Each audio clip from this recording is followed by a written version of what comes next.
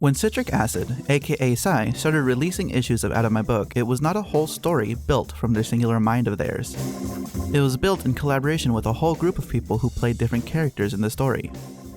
Edwin is not the locus of all these relationships, but he does interact with a lot of these different groups of characters. This form of collaborative storytelling is similar to how a game of D&D might function, except there are no rules and just a joining of creative minds. It makes the whole thing really interesting because it gives life to the universe outside of Edwin's, selfishness. In fact, before it was even available to the public, Psy was just talking about it for fun. One of the people they told about this was Oz, aka Saronami. He became a huge fan of the stories he heard and encouraged Psy to try to turn them into a comic. So I asked everybody if it was okay if I turned our role plays into a comic, and here we are.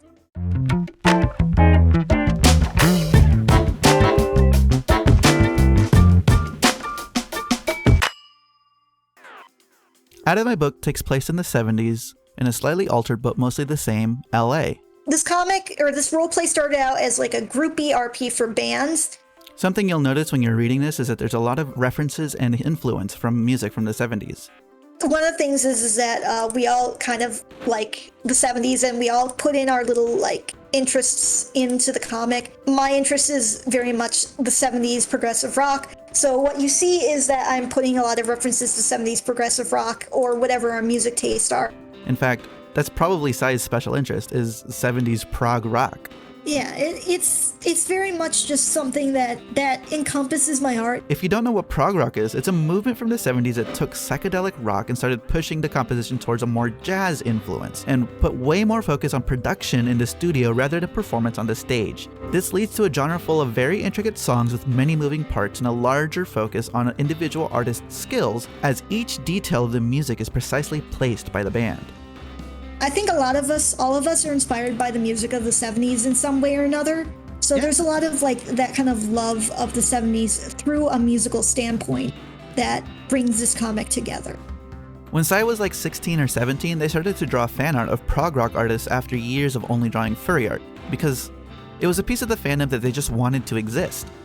And I had to force myself, very, very much force myself when I was about, I think 16 or 17, to start freaking drawing them because I wanted to see, fan art. And nobody draws fan art of old progressive rock bands. If I wanted that content, I had to make it myself. So progressive rock literally seeps into everything that Psy does. You might be wondering, well, what even got them into prog rock? That's such a weird thing to get into.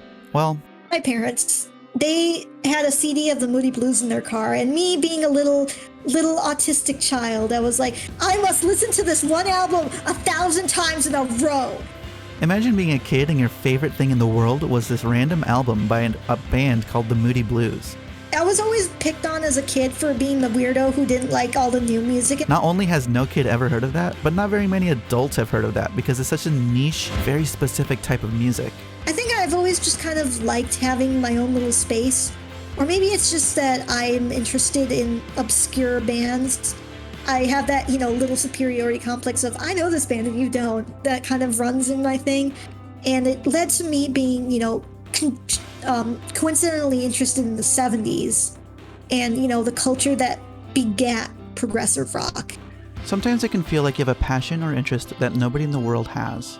It can feel like you're all alone in it. Of course, that's never true. Everything has a fan base. But even then, sometimes you just want to share it with people who don't know about this stuff.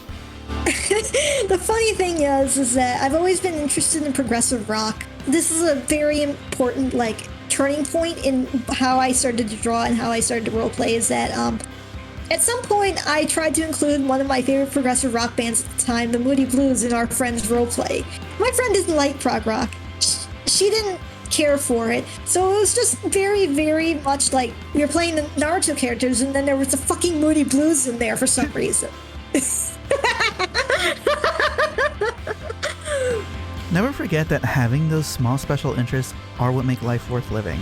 There are the fun parts of life, knowing something that nobody else knows and then sharing it with them.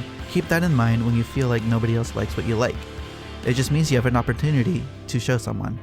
This wouldn't be here if I was not autistic and I didn't have this intense, urge to learn about my special interests. and, incorporate that into my art. Thanks for watching. If you enjoyed, don't forget to subscribe and drop a like. Huge thanks to the people who come on every week over on my Twitch. If you want to stay updated, check out my Twitter. And if you want to directly support or fund these, you can find me over on my Patreon. Thanks again, and I hope you have a great day.